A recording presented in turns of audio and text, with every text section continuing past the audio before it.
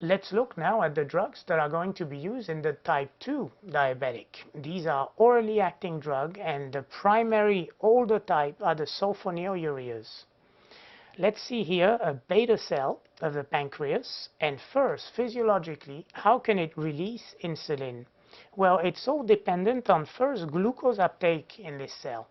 And because we want beta cells to only release significant insulin when there is hyperglycemia, such as after a meal, remind me a little bit from your biochem, or your physio really, what is the type of glucose transporter that you find on these beta cells?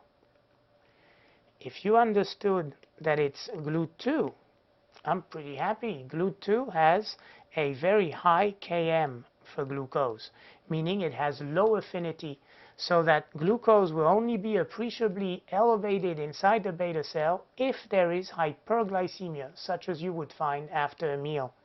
That high glucose will result in increased ATP production through glycolysis, pyruvate dehydrogenase, Krebs cycle, and electron transport chain. And the increased ATP is going to work on an ATP-dependent potassium channel, closing it.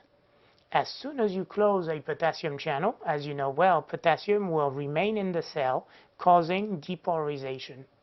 Depolarization of the beta cell, very similar to a neuron, is going to open voltage-dependent calcium channel, so that now calcium will enter the beta cell of the pancreas. Calcium, as usual, will initiate the release of insulin. So this is the physiological way by which our pancreas releases insulin after a meal to combat the hyperglycemia. Sulfonylureas are drugs that block those ATP potassium channel, and as such they mimic the effect of ATP, so that in case there is no good response of a beta cell, it would then play the role of the ATP to initiate insulin release. This increased insulin release should then cause a negative feed on glucagon releasing cells. The delta cells of the pancreas would not work, and the alpha cells of the pancreas would not be working. And the thing that I've always been worried about is this point number 3 that we always tout in every pharmacology book, that thanks to sulfonylureas there will be an increased insulin receptor sensitivity. This has always worried me because, pharmacologically speaking, if a drug works through increased insulin release, and if we know that in type 2 diabetics insulin receptors are not responding well, I cannot understand how we could have an increased sensitivity to receptors. I'm often sarcastic there, thinking, you know, our diabetics still die of diabetic complications in spite of treatment. So maybe there's something wrong in the way of understanding really what we achieve with the increased insulin release. The thing that is certain, though, is that a type 1 diabetic would never benefit from these drugs, since they do not have beta cells of the pancreas to start with. Finally, still looking at this diagram, do you remember drugs in the cardiac section that would not close but rather open ATP-dependent potassium channel? If you're saying diazoxide and minoxidil, it's wonderful. These are indeed the two drugs that could open this channel, thereby hyperpolarize beta cells and prevent insulin release in such a way that then there was causing a drug-induced diabetes. So if you know this, now you realize a sulfonylurea does exactly the opposite. So here's your mechanism in words. Potassium efflux maintains beta cells hyperpolarized, and insulin is only released when depolarization occurs.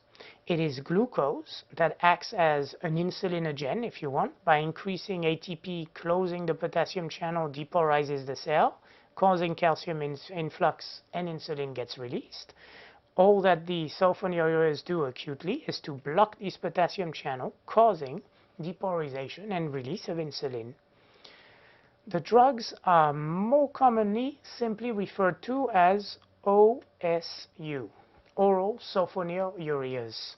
And on your exam, they seem to just favor the family rather than the individual members. But just in case, here are a few points that you may want to remember about these drugs. The first generation were acetohexamide, tolbutamide, and chlorpropamide. Acetohexamide is important for having an active metabolite and therefore having a very long duration of action. You've got to be careful with kidney function with acetohexamide. Tolbutamide has always been relevant in that you don't have to worry about the kidney.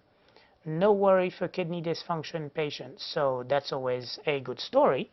And for chlorpropamide, let's not forget it has disulfiram-like effect. It was part of our list of drugs that could cause disulfiram-like effect. And it is also a drug that can cause SIADH, a little bit like carbamazepine. And when we see SIADH, our major worry is to have dilutional hyponatremia. For the second generation, the kinetic is a little better. Glipizide, you've got to worry about liver function, whereas glyburide, you need to worry about the renal function.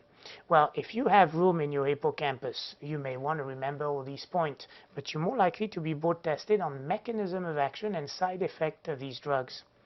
Here are the classic side effects. If you work through release of insulin, you are far more likely to develop fasting hypoglycemia. You know, the drug is on board 24 hours a day, and your patient is not eating 24 hours a day. Now, of course, we do recommend our diabetics for them to have small but frequent meals to try and avoid prolonged periods in the glucagon world. And that is because if the sulfonylurea was present while they are actually not eating, they are far more likely to develop a big drop in sugar with intense sweating, tachycardias, headache, and sometimes hypoglycemic coma. You know, the worst time for a diabetic is going to be early morning. And when I'm talking early morning, it's they had their dinner maybe at 8 p.m., they went to bed, and around 2, 3 o'clock in the morning is when they wake up shaky and sweaty because they're in hypoglycemia. Other worry, we always ask our type 2 diabetics to lose weight. However, if I have a drug that works through insulin and that promotes fatty acid synthesis and storage, these are drugs that cause weight gain. And if that weren't enough, sulfonylureas are very classic for a couple things. One, with sulfonyl in the name, they can cause allergies. So let's not forget the potential for hypersensitivity.